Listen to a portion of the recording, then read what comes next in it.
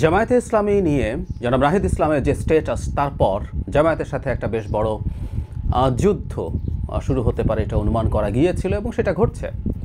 এখন প্রশ্ন হচ্ছে তাদের মধ্যকার এই যে দূরত্ব এবং এই যে যুদ্ধংদেহী ভাগ দুই দলের মধ্যে সেটা কতটা চলবে।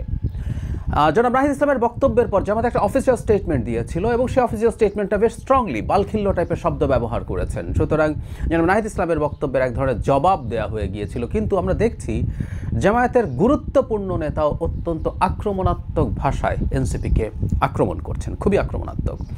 আমরা গতকাল সারা দিন দেখেছি যে একটা মন্তব্য জনাব গোলাম পরওয়ার, জামায়াতের সেক্রেটারি জেনারেল, তার একটা মন্তব্য নিয়ে খুবই আলোচনা হচ্ছে। তিনি এভাবে বলছেন, জামায়াতে ইসলামীর সঙ্গে পাল্লা দিতে গেলে তোমাদের আরও বহুদূর যেতে হবে। তোমরা নতুন ছাত্রদের দল, জন্ম নিয়েই বাপের সঙ্গে পাল্লা দিও না।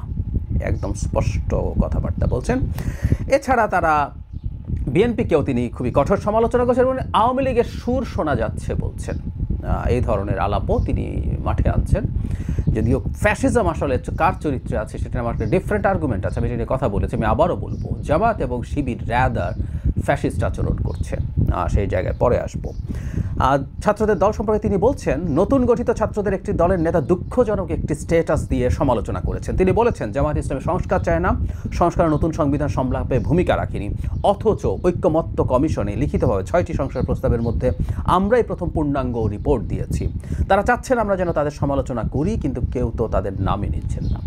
মানে আমরা ব্যাপারগুলো একটু যদি খেয়াল করি, সেটা হচ্ছে জনাব নাহিদ ইসলাম খুবই কঠোর একটা স্ট্যাটাস দিয়েছেন, যেখানে তিনি রাইটলি বলছি, দায়ী করেছেন জামায়াত ইসলামীকে যে তারা তাদের এই যে লোয়ার হাউসের পিআরকে সামনে এনে গুরুত্বপূর্ণ একটা আলোচনাকে মানে ঢাকা দিয়ে দিয়েছেন। মানে জনাব নাহিদ ইসলামের কথা হচ্ছে এটা পরিকল্পিত। That's very interesting and important. এটা ফ্যাক্ট যে লোয়ার হাউসের প্রপোর্শনাল রিপ্রেজেন্টেশন আদৌ কোনো আলোচনার ইস্যু ছিল না, এটাকে আলোচনার ইস্যু বানানো হলো এবং তার মাধ্যমে জনাব নাহিদ ইসলাম যেটা বলছিলেন যে ব্যাপারটা জুলাই সনদের আইনি ভিত্তি কীভাবে হবে, যখন এই আলোচনাটা সবচেয়ে গুরুত্বপূর্ণ হওয়ার কথা ছিল, সেই আলোচনা বাদ দিয়ে মানুষজন এই আলোচনায় ঢুকে গিয়েছিল। এই কথাটা ভুল না। যাই হোক, এখন যে কথাটা বলছিলাম, জনাব গোলাম পরওয়ারের মতো মানুষ যে ভাষায়, উনিও খুবই আক্রমণাত্মক ভাষা ব্যবহার করছেন, বাবার সাথে পাল্লা দিতে বারণ করছেন, তোমরা মাত্র এসছো। এটা নিয়ে কেউ টুকটাক ফান করছেন দেখি ফেসবুকে। সেটা হচ্ছে এনসিপির বাবা জামায়াতে ইসলামী, এটা অনেকেই সন্দেহ করছিলেন যে এটা তাদেরই খুব ইনফ্লুয়েন্সের একটা দল ছিল, সেটা আবার বেরিয়ে গেল সত্যটা। এই ধরনের কথাবার্তা বলছেন। আমরা সেটা বলছি না, তবে এটা সত্য, এনসিপির সাথে জামায়াতে ইসলামীর বেশ খানিকটা অ্যালাইনমেন্ট, সখ্য দেখা গিয়েছিল দীর্ঘ সময়। এবং আমরা এটা জানি, ধারণা করি যে জামায়াতে ইসলামের একটা মানে ছাত্র শিবিরের একটা বড় অংশ এক্স শিবির নাগরিক কমিটিতে ছিলেন। তারা যখন এই দলটা তৈরি হয় তখন তারা খুবই চেষ্টা করেছেন এখানে খুবই গুরুত্বপূর্ণ হয়ে উঠতে, না পেরে একটা সময় তারা বেরিয়ে একটা নতুন রাজনৈতিক দল তৈরি করেছেন। কিন্তু আমি ব্যক্তিগতভাবে বিশ্বাস করি এখনও অনেক ছাত্র শিবির যারা ঠিক প্রমিনেন্ট পোস্টে ছিলেন না, ছাত্র শিবিরের হয়ে কাজ করছেন এরকম লোকজন এনসিপিতে আছে ফর শিওর। জামাতের কাজ করার স্টাইল এটা। বিএনপির ভেতরেও প্রচুর আছে। আমার কোনো রকম কোনো দ্বিধা নাই, যাদেরকে বিএনপি মনে করে তারা আসলে বিএনপি না, তারা বহু আগে থেকে জামায়াতে ইসলামী এবং ওখানে বসেই বিএনপির মধ্যে থেকেই জামায়াতের পারপাস সার্ভ করে এবং কোনোদিন তারা জামাতে ফেরতও যাবেন না। বিএনপির ভবিষ্যতে এই ব্যাপারটা আমি এটা আলাদাভাবে কথা বলবো। সামনে যদি বিএনপি ক্ষমতায় আসে, তার খুব সিরিয়াসলি এদেরকে খুঁজে বের করতে হবে এবং দল থেকে বের করে দিতে হবে। যাই হোক, এনসিপির মধ্যে একটা বড় অংশ রয়ে গেছেন এবং তারা জামাতের সাথে অ্যালাইনমেন্ট করতে চেয়েছিলেন এবং আমরা অনেক সময় দেখেছি যে পরস্পর একটা ভাইস ভার্সা, একটা মানে পরস্পরের একটা উইন উইন সিচুয়েশন ছিল। ব্যাপারটা এইরকম যে এনসিপি তাদের কিছু ফেস আছে, আমাদের গণ অভ্যুত্থানে গুরুত্বপূর্ণ অনেকগুলো ফেস এই দলটা করে এবং তারা চেয়েছেন বড় দল হিসাবে তাদেরকে রিপ্রেজেন্ট করতে সামনে। ফলে যেটা হয়েছে, খুব অল্প সময়ের মধ্যে তাদের আসলে লোকজন হয়ে ওঠে নাই, লোকজন আসলে ছিল না, তারা একটা মিসপারসেপশনে ছিলেন। জুলাইতে তাদের পেছনে যখন ডাকের সাথে সাথে লাখ লাখ মানুষ যখন নেমে যায়, এগুলো তাদেরকে দেখে আসেননি। আসলে সবাই সবার প্রয়োজনে এসছে, তারা সামনে ছিলেন। তো তাদের যখন লোকজনের প্রয়োজন ছিল, জামায়াত ইসলামী লোকজন সাপ্লাই দিয়েছে, এতে তাদের বড় হয়েছেন তারা, এই ধরনের একটা পারসেপশন হয়েছে। তারা জুলাইয়ে যে সারা দেশে ঘুরেছেন, ধারণা করা হবে, বলা হয় যে বিরাট একটা অংশ এরকম জামাতের লোকজন ছিলেন।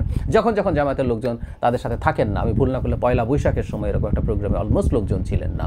নির্বাচন কমিশন ঘেরাও করতে গেছেন, তখন লোকজন ছিল না।